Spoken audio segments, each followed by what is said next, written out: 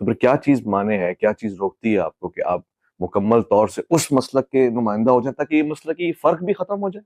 دیکھیں جو قبلہ نے ارشاد فرمایا بالکل درست فرمایا کہ یہ جو اختلاف ہے نا ایک حسن ہے، یہ ہے فقہی اختلاف، عقائد اور نظریات کے حوالہ سے میں سمجھتا ہوں مجھ سے بڑا شیعہ کوئی نہیں، میں مولا علی علیہ السلام کا شیعہ ہوں، مجھ سے بڑا کوئی سنی نہیں، یعنی کہ اور کیا آپ چاہیں جی گے؟ اسکول آف تھاٹ کے حوالہ سے میں آپ کو بتاتا ہوں، میں نے ایک بات کرتے کرتے رک گیا تھا، حالات جو وہ تھے، یہ جو فقہ حنفی ہے ہمارے پاس، میں جو جملہ کہہ رہا ہوں اسی کا ذمہ دار ہوں، یعنی ہمارے ہاں چونکہ وہ امام جعفر صادق علیہ السلام کے شاگرد ہیں، امام باقر علیہ السلام سے بھی انہوں نے کچھ دیر جو ہے نا علم حاصل کیا ہے، تو فقہ حنفی ہمارے ہاں جو ان کی سب سے بڑی کتاب ہے فقہ اکبر ہے نا، اس کے اوپر اہل سنت میں، یہ نئی بات ہے، اہل سنت میں اختلاف پایا جاتا ہے کہ یہ ان کی کتاب ہی نہیں، فقہ اکبر کے حوالے سے؟ ہاں کہ یہ سارا کچھ ان کے شاگردوں نے کیا ہے، کیونکہ وہ تو امام جعفر صادق علیہ السلام کے شاگرد ہیں، تو یہ کیسے ہو سکتا ہے کہ استاد کے بالمقابل آ جائیں؟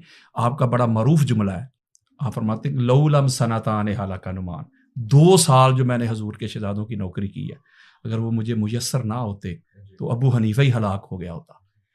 دوسرے دیکھیں امام شافعی کا دیکھ لیں آپ، یہ اہل سنت کی بات کر رہا ہوں میں، اختلاف ایک حسن ہے فقی کے طور پہ حوالے سے دیکھیں آپ، عقائد کے حوالے سے امام شافعی سے بڑا کون ہے عاشق؟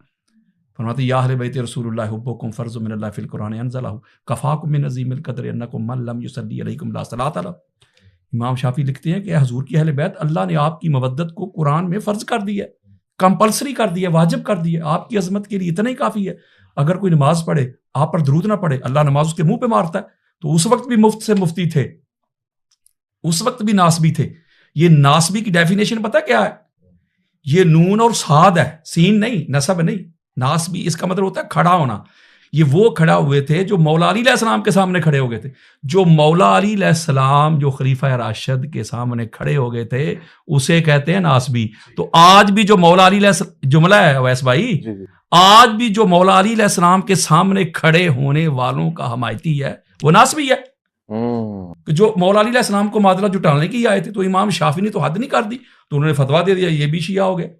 تو آپ نے پھر لکھا ان کان رفدن حب اہل بیت محمد فلیشہد ثقلان انی رافض، اگر علی علیہ السلام کی اور اہل بیت کی محبت مودت یہ رفض ہے تو پھر دونوں جہاں سن لیں، جن و انس، کسی ماں نے شافعی سے بڑا رافضی پیدا ہی نہیں کیا۔ امام مالک کو کوڑے لگائے گئے، امام احمد بن حنبل جو تھے وہ افضلیت مولا علی علیہ السلام کے قائل تھے، وہ کہتے تھے علی علیہ السلام کو کسی سے قیاس ہی نہیں کیا جا سکتا، صحابہ کا اپنا مقام اور مرتبہ اور سٹیٹس ہے، یہ چونکہ حضور علیہ السلام کے شہزادے ہیں، اہل بیت ہیں، حضور کا نفس ہے، ان کو کیوں کمپیئر کرتے ہو؟ پھر یہ داتا گنج بخش علی حجویری، یہ سنیے ہے نا، ان کا عقیدہ ہے، وہ کہتے ہیں کہ دنیا میں ولی وہ بنتا ہے جس کی ولایت کی اپلیکیشن پہ مہر مولا علی کی لگتی ہے۔ شہنشاہ اجمیر نے کیا لکھا؟ شاست حسین دین است حسین، پیچھے کیا رہ گیا؟ میں یہ بات کر رہا ہوں، انہوں نے تو اتنی بڑی بات کر دی، بڑی خاص بات دینے لگا ہوں۔ وہ کہتے ہیں سارے کا سارا دین ہی حسین ہے، دین کی بنیاد فاؤنڈیشن ہی حسین ہے، دین کو پناہ دینے والے حسین ہیں۔ تو پھر اقبال کے شعر لوگ پڑھتے ہیں، کوئی اہل سنت ہو، کوئی دیوبند ہو، کوئی اہل حدیث ہو، کوئی شیعہ ہو، کوئی پروفیسر ہو، کوئی ٹیچر ہو، کوئی معلم ہو، کوئی اسٹوڈنٹ ہو، اقبال کے شعر پڑھتے ہیں۔ تو یہ کیوں نظر نہیں آتا؟ اقبال کہتا ہے پوچھتے کیا ہو مذہب اقبال، یہ گناہ گار بو ترابی ہے۔ اگر اہل بیت کی محبت سے بندہ ہو جاتا ہے اویس بھائی شیعہ، تو پھر میرا چیلنج ہے مجھے دنیا میں کوئی ایک امام سنی دکھا دو۔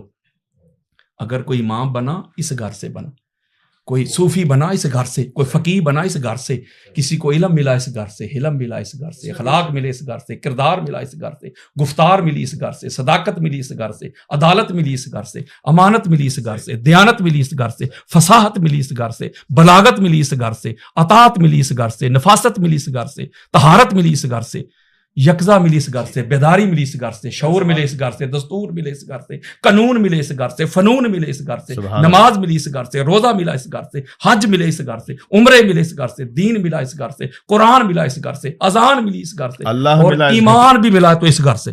اللہ ملا۔ اس کو اگر ویس بھائی ہم شیعت کے کھاتے میں ڈال دیں گے تو پیچھے سنیوں کے پاس بچے گا کیا؟ چل میں لیکن ایک بات آپ کے سامنے رکھ دوں، ناظرین بھی اس پروگرام کو دیکھ رہے ہیں، جو باتیں آپ بتا رہے ہیں اہل سنت کے عقائد سے کچھ ایسی ہیں کہ ہضم کرنا مشکل ہے، مجھ سمیت بہت سے لوگ اس سے اتفاق نہ بھی کریں، مگر یہ سوال ضرور پوچھیں گے، اس پہ ہم اختتام بھی کریں گے کیا آپ بھی 12 ائمہ کے ماننے والے ہیں، 12 اماموں کو مانتے ہیں، اور اگر ہاں تو کس پہرائے میں مانتے ہیں؟ کیونکہ یہ سوال میں نے علامہ صاحب سے بھی بالکل بالکل جی. اگر ہم بخاری پڑھ کے دیکھیں، مسلم پڑھ کے دیکھیں، بلکہ ہماری اہل سنت کی کتابوں میں الفاظ کے رد و بدل کے ساتھ، یہ بڑا مشکل سوال ہے. میں اس لیے جواب دیتا ہوں کہ میں نے آپ کو بتایا نا کہ میں ڈنکے کی چوٹ پہ بات کرتا ہوں. 12 خلیفہ کا، خلفاء کا حضور علیہ السلام نے ذکر کیا. لا یزال ھذا الدین قائما، حضور فرما رہے ہیں یہ دین اس وقت تک قائم رہے گا، اس پر زوال نہیں آئے گا. حتی یکون علیکم السنہ عشرہ خلیفۃ کلہم من قریش وفی روایت کلہم من بنی ہاشم. اس پہ آپ چونک جائیں گے. حضور نے فرمایا کہ وہ 12 کے 12 جو ہے نا خلفاء میرے، ایک تو یہ سنیے نا آپ نے، وہ سارے قریش میں ہوں گے، اور شیخ سلیمان قندوزی حنفی جنابی المودہ میں لے کے دیگر کتب اہل سنت میں بھی یہ روایت موجود ہے. حضور نے فرمایا سارے کے سارے بنی ہاشم سے ہوں گے، بنی ہاشم سے. بنی ہاشم سے. اور جو لوگ کہتے ہیں کہ صرف یہ 5، بلکہ 5 بھی میں کہہ رہا ہوں، وہ کہتے 4 خلفائے راشدین مہدیین، یہ 4 ہی ہیں. اہل سنت کا عقیدہ ہے کہ 5 خلفاء. کیسے یار آپ اہل سنت سے کن کو مراد لے رہے ہیں؟ مجھے یہ بتائیں. مولویوں کو؟ میں مراد لے رہا ہوں قرآن، حدیث، صحابہ. بھائی ان سے اختلاف کرنا وہ ہمارے اکابر ہیں. کیا ان سے اختلاف کرنا بندہ سنی سے نکل جاتا ہے؟ آپ سب کانٹیننٹ سے باہر نکلے نا، مغرب میں جائیں، مصر میں جائیں، ایران میں جائیں، عراق میں جائیں، عرب میں جائیں، وہ تو ان کو جانتے بھی نہیں ہوں گے. تو بے شمار اہل سنت ہیں، تو کیا مطلب وہ سنی نہیں رہے جو اعلیٰ حضرت کو نہیں مانتا؟ بھائی میں اوپر جا رہا ہوں، آپ مجھے نیچے کھینچ کے لا رہے ہیں. بس آخری بات ہے، بڑی خاص ہے. اس کا مطلب اگر تو خلفائے راشدین مہدیین وہی ہیں 4، 5ویں کو بھی نہیں مانتے، بلکہ کئی جگہوں پہ کہتے ہیں 5ویں حضرت معاویہ بن ابی سفیان ہے، امام حسن علیہ السلام کو سکپ کر جاتے ہیں. اگر یہ ان کی ترتیب افضلیت ہے، پھر مولا حسن بادشاہ سرکار کو 5واں نمبر کیوں نہیں دیتے سنی؟ دیتے ہیں نہیں نہ دیتے.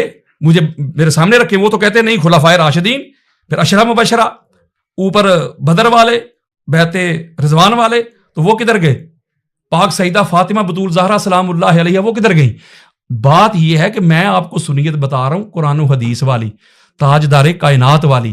لہٰذا اور یہ ایک تسلسل ہے کہ وہ سارے کے سارے بنی ہاشم سے ہوں گے.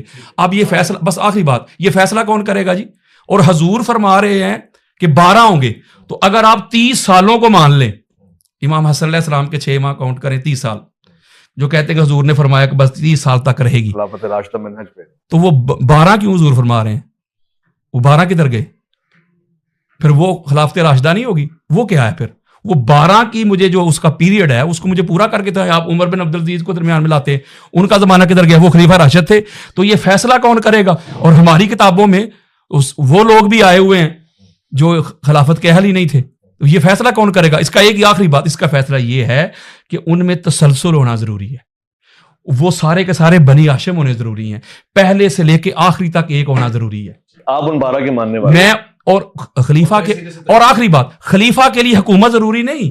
یہ تو ہو گئی نا بات آپ نے کہ خلیفہ ہو. بھائی وہ آپ نہیں، وہ سوال کرتے ہیں نا، اعتراض کرتے ہیں نا کہ بھائی وہ حکومت ضروری ہے. تو آدم علیہ السلام نے کہاں حکومت کی ہے؟ نوح علیہ السلام نے کہاں حکومت کی ہے؟ لہٰذا یہ چیزیں جو ہے ساری ان کے مفروضے ہیں. اور میں سمجھتا ہوں، چونکہ اس کے بعد پتہ نہیں آپ نے مجھ سے سوال کرنا ہے کہ نہیں، اور میں سمجھتا ہوں کہ یہ اس لیے ہے، مجھے جو نظر آیا اویس بھائی، واللہ باللہ تعالیٰ، میں نے کتب اہل سنت میں جو گوتے لگائے ہیں، مجھے جو چیز نظر آئی، جو جتنی عظمتیں، جتنے فضائل ہماری کتابوں میں لکھے ہوئے ہیں اہل بیت کی عظمت کے حوالے سے اہل سنت کی کتابوں میں، تو ان کو پرابلم کیا ہے؟ ایک ہی پرابلم ہے، شیعت کی ضد. مجھے کہتے ہیں آپ جو بات کرتے شیعت کو پروموٹ کرتے، تو میں کہتا ہوں قرآن پڑھنا چھوڑ دو. قرآن میں حضرت عیسیٰ علیہ السلام کے کتنے معجزات لکھے ہوئے، وہ تو عیسائیت کو پروموٹ کرتے. سواد اعظم کیا ہے؟ What is the definition of سواد اعظم؟ یہ کیا؟ اعظم بڑی عظمت والی جماعت، کثرت نہیں. اس کو کوانٹٹی میں لیتے ہیں، یہ کثرت. اگر یہ بات ہے تو پھر کثرت تو پھر فرعون کے پاس تھی. کہیں گے پھر موسیٰ علیہ السلام معاذ اللہ حق پر نہیں تھے. کثرت تو اپنا نمرود کے پاس تھی، کثرت تو یزید پلید کے پاس تھی. آپ پھر حسینی کیسے ہو گئے؟ کثرت نہیں، ٹوٹیلٹی نہیں، عظمت. چلے، بہت شکریہ. میں 12 ائمہ کے حوالے سے یہی سوال علامہ صاحب سے پوچھوں گا.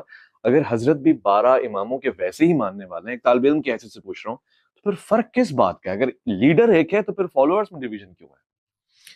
میرے خیال سے علامہ صاحب نے بہت جامع اور بہت ہی وافی وضاحت دی ہے اس بات کی. بحث اور جو ہم نے پہلے بھی بات کی، بات در حقیقت ضدیت کی ہے، اناد کی ہے، اور وہ ایک محاورتاً کہتے ہیں، اس لیے میں بھی کہہ رہا ہوں کہ مرغی کی ایک ٹانگ.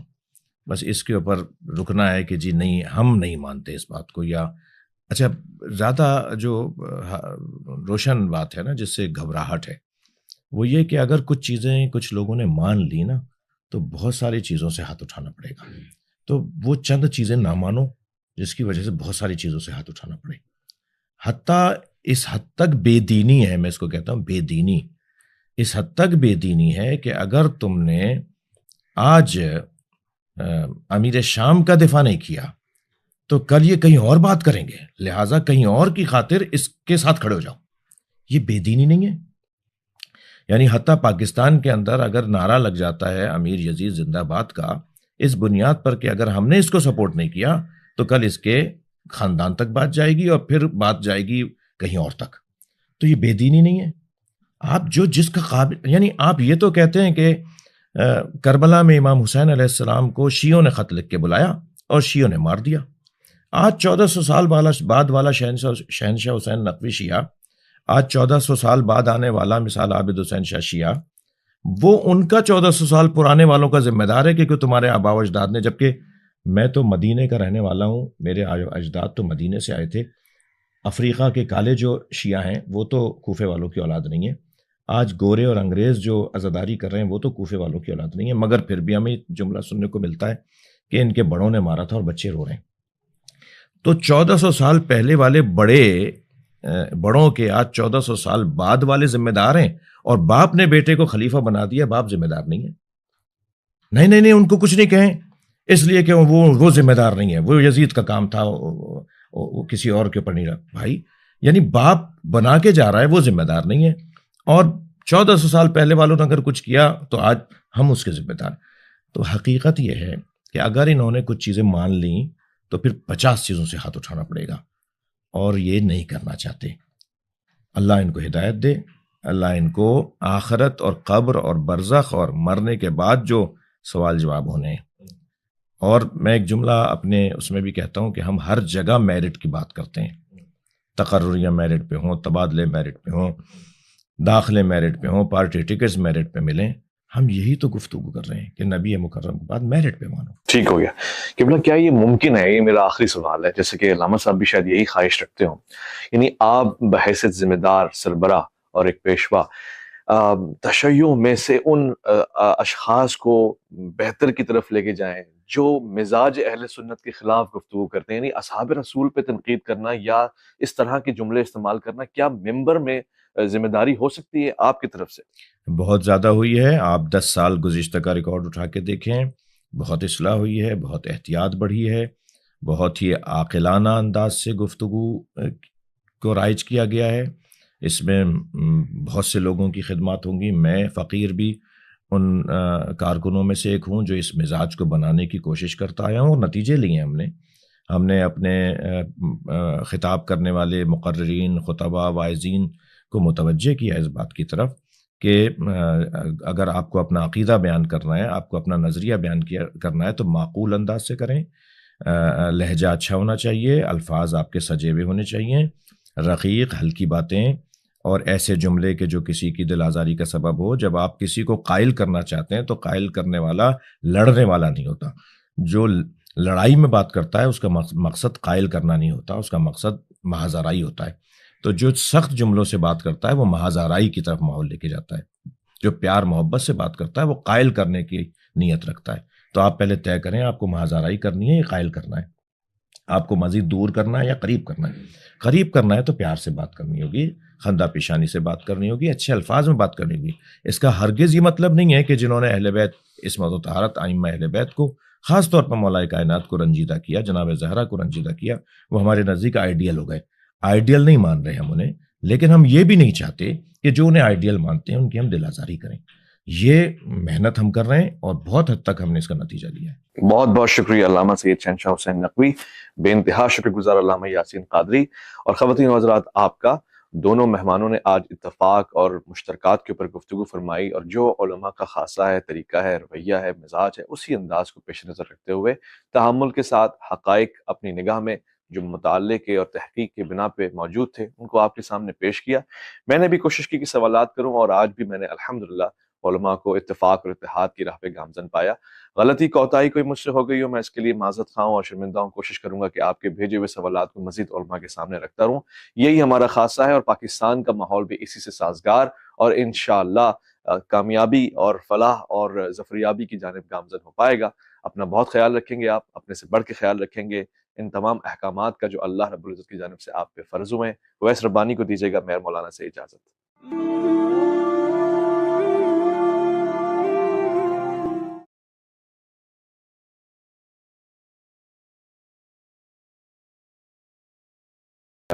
علامہ یاسین قادری صاحب, آپ نے جو مقدمہ رکھا یہ میں اپنی تحقیق سے پیش کر رہا ہوں. یعنی اہل سنت میں ہو سکتا ہے تفضیلی سنی اس عقیدے کے قائل ہوں, مگر اہل سنت تو افضل البشر بعد الانبیاء حضرت ابوبکر صدیق رضی اللہ عنہ کو مانتی ہے. تو ان کے سامنے آپ یہ مقدمہ کیوں نہیں رکھتے؟ اور یہ جو دلائل آپ کے پاس ہیں میرے خیال ہے وہی سنی کتب ان کے پاس ہیں. ایک چیز. دوسرا, جب آپ کہہ رہے ہیں کہ ہم بلا فصل مانتے ہیں تو کیا آپ تشیع حضرات کے اس کلمے کے قائل ہیں جو وہ پڑھتے ہیں؟ یعنی آپ وہی کلمہ پڑھیں گے؟ پہلی تو بات یہ ہے کہ جو آپ نے اہل سنت کے حوالے سے کہا کہ اس میں بعد از انبیاء افضل البشر حضرت ابوبکر صدیق ہے, تو اس میں اجماع نہیں ہے. یہ صحابہ میں بھی اجماع نہیں ہے اور امت میں بھی نہیں. اکثر کہتے ہیں لوگ جی امت میں اجماع ہے, اور صحابہ میں بھی اجماع نہیں تھا. صحابہ کے اندر بھی یہ ظنی مسئلہ تھا. میں کتب اہل سنت کی بات کر رہا ہوں, یعنی جو مکتب تشیع ہے اس کی بات نہیں کر رہا. ان کے کیا افضلیت کے منابع ہیں یا وہ اس کو کس پوائنٹ آف ویو سے لیتے ہیں. میں صرف اہل سنت کی بات کر رہا ہوں کہ بے شمار آقا علیہ الصلوۃ والسلام کے صحابہ کرام ہیں. ایک طرف تو آپ یہ کہتے ہیں کہ حضور علیہ السلام کا ہر صحابی عادل ہے, کسی ایک کی بھی بندہ اطاعت کر لے یا اتباع کر لے تو بندہ حق کو پا لیتا ہے.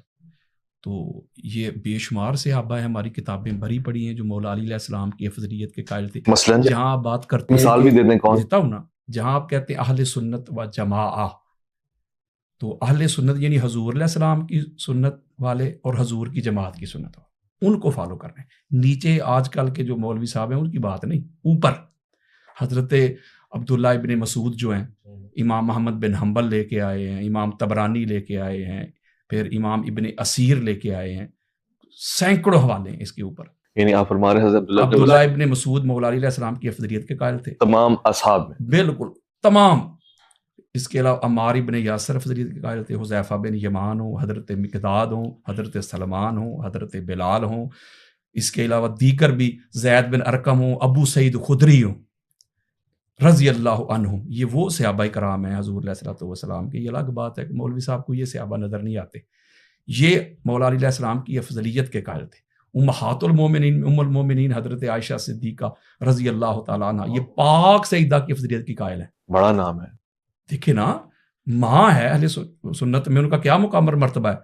تو وہ اپنے ابا جان کی قائل نہیں تھی افضلیت کی, وہ پاک سیدہ کی. فرماتی ما رأیت احد افضل من فاطمہ غیر ابیہا, ایبسلوٹ بات کر رہی ہیں, مطلق.